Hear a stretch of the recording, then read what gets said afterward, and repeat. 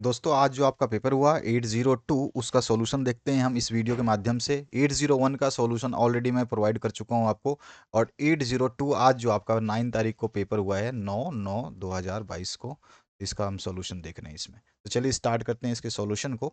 फटाफट देख लेते हैं इसमें क्या क्या प्रश्न आए थे और उसके क्या संभावित उत्तर रह सकते हैं। तो यहाँ पर जो पहला क्वेश्चन है आपका एमसीक्यू बेस्ड था, जिसमें केंद्रीय शैक्षिक प्रौद्योगिकी संस्थान CIET स्थित कहाँ पर है। तो सभी को पता होगा ये केंद्रीय है, तो ये नई दिल्ली में स्थित है। थर्ड ऑप्शन जो है करेक्ट हो जाएगा। आधुनिकरण संबंधी प्रक्रियाओं को 4 पक्षों में किसने बांटा था। तो प्रोफेसर योगेंद्र सिंह ने बांटा था। नेक्स्ट जो क्वेश्चन है, निःशुल्क एवं अनिवार्य बाल शिक्षा का अधिकार अधिनियम पारित जो हुआ था ये 2009 में हुआ था। थर्ड ऑप्शन इसमें करेक्ट हो जाएगा। वैश्वीकरण का मुख्य उद्देश्य जो है आर्थिक समानता स्थापित करना, अंतर्राष्ट्रीय सहयोग स्थापित करना, उदारीकरण। सभी सही है, तो यहाँ पर उपरोक्त सभी आ जाएगा चौथा ऑप्शन। निम्नांकित में से शिक्षक का व्यावसायिक गुण पूछा है। व्यावसायिक गुण होता है प्रयोग एवं अनुसंधान में रुचि रखना। ठीक है, तो ये सेकंड ऑप्शन इसमें करेक्ट हो जाएगा। इसके बाद आते हैं नेक्स्ट क्वेश्चन पे। ये इंग्लिश में है आपका, जो वही है न्यू दिल्ली हो जाएगा। यहाँ पर प्रोफेसर योगेंद्र सिंह हो जाएगा। सी पार्ट में आपका जो सी है एमसीक्यू, इसमें आपका 2009 आ जाएगा। इसके बाद आपका जो डी पार्ट है उसको देख लेते हैं। तो डी पार्ट में आपका ये आ जाएगा,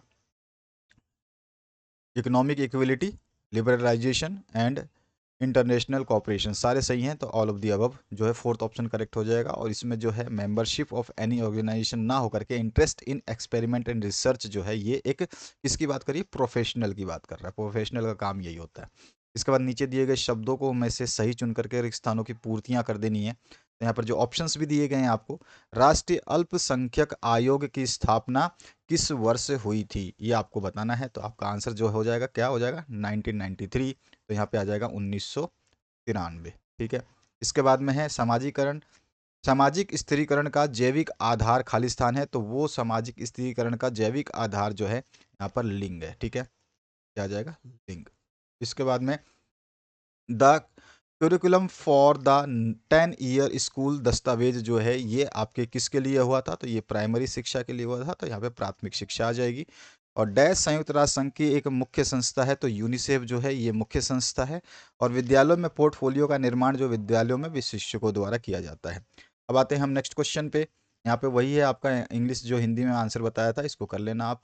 इसके बाद आपका जो नेक्स्ट क्वेश्चन है, यहाँ पे एक वाक्य में उत्तर देना। लोकतंत्रीय विकेंद्रीकरण का सिद्धांत क्या है। तो आम आदमी या नागरिकों की भागीदारी लोकतांत्रिक विकेंद्रीकरण का सिद्धांत कहलाती है। ठीक है, ये बहुत सिंपल सा है।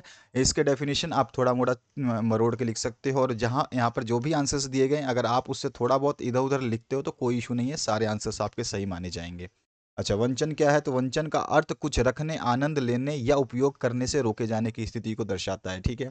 अच्छा, स्कूल चलो अभियान कब प्रारंभ हुआ था। तो जुलाई 2000 सन 2000 में इसको प्रारंभ किया गया था।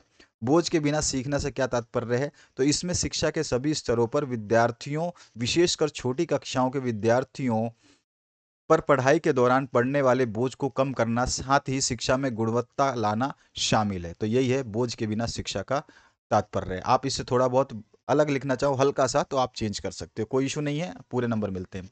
इसमें पूछा गया ELM का पूरा नाम जो है सक्रिय अधिगम प्रविधि है। इसको हम एक्टिव लर्निंग मेथड कहते हैं। एक्टिव लर्निंग मेथड, एक्टिव, ठीक है, लर्निंग मेथड। ठीक है, ये हो गया आपका एक्टिव लर्निंग मेथड। अब आते हैं नेक्स्ट जो आपका पार्ट है उसके ऊपर डिस्कस कर लेते हैं। यहाँ पर जो है शिक्षा की सार्वभौमिकता से क्या अभिप्राय है। तो शिक्षा की सार्वभौमिकता का अर्थ है शिक्षा का किसी निश्चित स्तर तक सभी लोगों के लिए अनिवार्य एवं निःशुल्क रूप से उपलब्ध होना है। इसे आम भाषा में अगर हम समझे तो सबको मुफ्त में पढ़ाई से संबंधित जानकारी देना ही सार्वभौमिक शिक्षा, जो सार्वभौमिकता शिक्षा की सार्वभौमिकता कहलाती है। ठीक है, तो ये इसका आंसर हो जाएगा। इससे मिलता जुलता आपको लिखना था। इसके बाद है सामाजिक परिवर्तन की 2 विशेषताएं लिखी हैं। बहुत सारी विशेषताएं हैं, मैंने यहाँ पे 3 लिख दी हैं, आप चाहें तो कोई भी 2 लिख सकते हो। सामाजिक परिवर्तन पूरे सामाजिक ढांचे में हो सकता है या फिर उसके किसी एक संगठन में हो सकता है। भौतिक अथवा अभौतिक संस्कृति बदलने पर सामाजिक परिवर्तन होता है। और शिक्षा के द्वारा जब व्यक्ति के विचारों में क्रांतिकारी परिवर्तन होता है तो उसके व्यवहार में भी परिवर्तन होता है, जो सामाजिक परिवर्तन का एक रूप है। और जीवन कौशल के विकास में शालेय शिक्षा का क्या योगदान है, यानी कि स्कूल एजुकेशन का क्या योगदान है लाइफ स्किल में। तो जीवन कौशल के विकास में शालेय शिक्षा बच्चों को संकल्प, सहानुभूति, आत्मविश्वास, नेतृत्व, आत्म प्रबंधन जैसे कौशलों के साथ विकसित करने में मदद करती है, जिससे उनके भविष्य की सफलता का मार्ग जो है प्रशस्त होता है। आप अगर और थोड़ा सा अलग लिखना चाहें तो लिख सकते हैं। इसके बाद में आपसे पूछा गया है नेक्स्ट क्वेश्चन जो है, जिला प्राथमिक शिक्षा कार्यक्रम DPEP क्या है। तो जिला प्राथमिक शिक्षा कार्यक्रम में शिक्षा को सर्वसुलभ बनाने के उद्देश्य से शुरू किया गया था, और इसके अंतर्गत जिला विशेष के अनुसार नियोजन तथा पृथक लक्ष्य निर्धारण के माध्यम से सभी को शिक्षा दिलाना, स्कूल में बालकों को बनाए रखना, यानी कि बच्चे कम ना हो उसका ध्यान देना, और शिक्षा के स्तर में सुधार करना एवं समाज के विभिन्न वर्गों में असमानता कम करने के साथ साथ काम करना है। ठीक है। इसके बाद में है आपका लोकतंत्र में शिक्षा का स्वरूप कैसा होना चाहिए। तो लोकतंत्र जो है इसमें आपका शिक्षा का स्वरूप जो है स्वतंत्र माध्यम में होना चाहिए। बालक की शिक्षा स्वतंत्र वातावरण में होनी चाहिए, जिसमें समानता, उत्तरदायित्व, न्याय, सहयोग के लोकतांत्रिक सिद्धांत को अर्थपूर्व और प्रभावी बनाने के लिए शिक्षा में पूर्ण समझ होनी चाहिए। इसके बाद में शिक्षा में उदारीकरण से क्या तात्पर्य है। तो शिक्षा में उदारीकरण से तात्पर्य है कि शिक्षा संस्थाओं के संचालन में शिक्षक कार्यक्रम के नियोजन एवं उदार दृष्टिकोण अपनाकर उन्हें परंपरागत रूढ़िवादी दृष्टिकोण से मुक्त करना, जिससे कि सभी वर्गों के छात्र आसानी से शिक्षा प्रदान कर सकें और किसी से भेदभाव ना हो पाए। और निर्देशन एवं परामर्श में शिक्षक की भूमिका आपको बतानी है। तो परामर्श एवं निर्देशन में शिक्षक की भूमिका बहुत ही महत्वपूर्ण है। बालक को प्रत्येक स्थिति में निर्देशन की आवश्यकता होती है, और बालक के शैक्षिक विकास की जानकारी सबसे ज़्यादा एक अध्यापक को होती है। अतः एक शिक्षक है जो अपने बालकों को सबसे सही निर्देशन दे सकता है। इस तरह से हम बता सकते हैं भूमिका। एनसीईआरटी द्वारा प्रकाशित किन्हीं 3 पत्रिकाओं के नाम आप आसानी से, बहुत सारी पत्रिकाएं हैं, कोई भी लिख सकते हो। शाला विकास समिति के कोई 3 कार्य लिखने हैं। तो विद्यालय के क्रियाकलापों या कार्यकरण को मॉनिटर करना। ठीक है, कार्यकरण जो भी होता है, या कार्यक्रम बोल सकते हैं, क्रियाकलाप बोल सकते हैं, तो कार्यकरण भी इसको मॉनिटर करना। विद्यालय के विकास हेतु विकास योजना तैयार करना और उसकी सिफारिश करना, और समुचित सरकार या स्थानीय प्राधिकारी संस्था, निकाय अथवा किसी अन्य स्रोत से प्राप्त अनुदान, जो चंदा मिलता है और सहायता राशि मिलती है, उसके उपयोग को मॉनिटर करना। ये सारी चीज़ें हैं, और भी है फंक्शंस। आपने क्या लिखा होगा वो आपके ऊपर डिपेंड है, मैंने ये लिखा है। इसके बाद में राज्य की अवधारणा क्या है। तो राज्य तो आप जानते ही हैं, किसी भी नागरिकों के द्वारा जो है एक राज्य का निर्माण होता है। राज्य की मुख्य विशेषता ये होती है कि उसकी एक पर्टिकुलर जनसंख्या होती है। ठीक है, और बहुत सारी चीज़ें आप इसमें लिख सकते हैं। उसके अलावा शैक्षिक अवसरों की समानता का अर्थ क्या है, ये आपको बताना है। जो कि शैक्षिक अवसरों की समानता का अर्थ वही होता है कि जैसे कि आपका इक्वलिटी ऑफ एजुकेशन अपॉर्चुनिटीज़। ठीक है, और इसमें देखो मैंने लिख दिया है, शैक्षिक अवसरों की समानता का तात्पर्य सभी के लिए समान शिक्षा ही नहीं, बल्कि प्रत्येक बालक को शारीरिक, मानसिक, सांवेगिक, नैतिक परिस्थितियों के अनुरूप शिक्षा प्रदान करना है। इसका तात्पर्य राज्य द्वारा व्यक्ति की शिक्षा के संदर्भ में जाति, रूप, रंग, प्रांतीयता, भाषा, धर्म आदि के मध्य भेदभाव न करने से भी है। ठीक है, और शिक्षा एवं संस्कृति में संबंध जो है आपको बता देना है। उसके अलावा मैंने बता दिया यहाँ पे, देखिए शिक्षा और संस्कृति में, और आधुनिकरण हेतु शिक्षा की आवश्यकता क्या है। ये तो अपनी मर्जी से बहुत बड़ा थ्योरी लिख सकते हो आप, फिर भी 3 मार्क्स में लिखने हैं। और शिक्षा और संस्कृति, संस्कृति और शिक्षा दोनों एक दूसरे को गहराई से प्रभावित करते हैं। शिक्षा के कारण संस्कृति में परिवर्तन एवं परिवर्धन हुआ और संस्कृति के अनुरूप ही शिक्षा का अर्थ, उद्देश्य और पाठ्यक्रम आदि निश्चित हुए। समझ गए, जो हमारे पाठ जो हम पढ़ते हैं सब कुछ जो हमारे संस्कृति के हिसाब से ली गई हैं। ठीक है, ना कि शिक्षा के हिसाब से, ये ध्यान रखना। तो शिक्षा जो है संस्कृति से रिलेटेड है। संस्कृति ने ही शिक्षित शिक्षा को जन्म दिया है, क्योंकि इसके जो भी हम पढ़ते हैं, उद्देश्य पढ़ते हैं या पाठ्यक्रम डिसाइड करते हैं, तो हम सब कुछ संस्कृति के हिसाब से पढ़ते हैं।